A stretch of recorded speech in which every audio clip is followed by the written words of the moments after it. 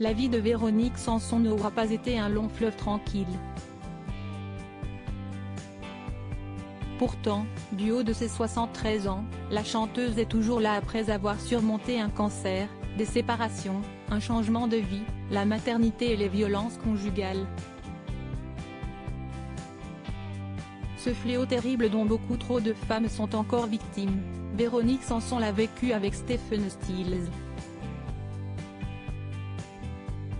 Si les premières années d'amour ont été idylliques, le rêve s'est finalement transformé en cauchemar. Interrogée par le Parisien Week-end dans le cadre de sa tournée prévue jusqu'au mois d'août, Véronique Sanson s'est penchée sur tous les aspects de sa vie, ce mariage tout particulièrement. S'il lui a permis de connaître la maternité en devenant la maman de Christopher en 1974, il lui a aussi fait vivre l'enfer. J'ai vécu de super beaux moments avec lui, mais il a été violent avec moi, rappelle-t-elle. Il n'était pas souvent dans son état normal à cause de l'alcool, de la drogue. Tous ces excès, ce n'était plus possible.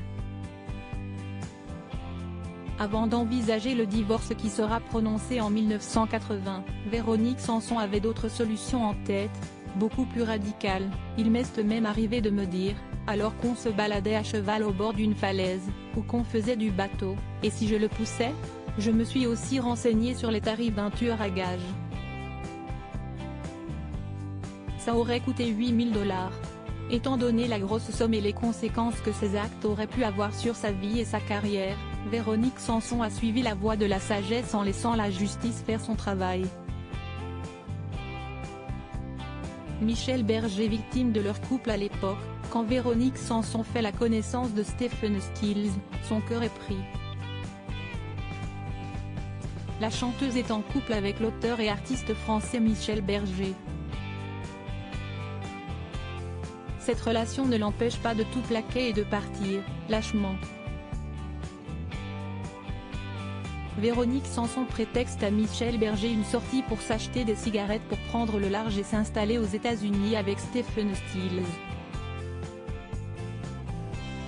Une décision qu'elle ne regrette pas d'avoir prise malgré ce qu'elle lui a fait vivre.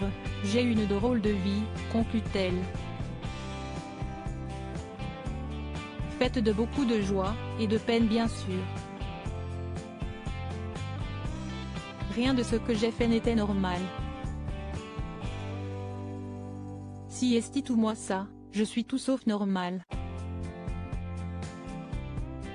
Et si esti comme ça qu'on la aimait.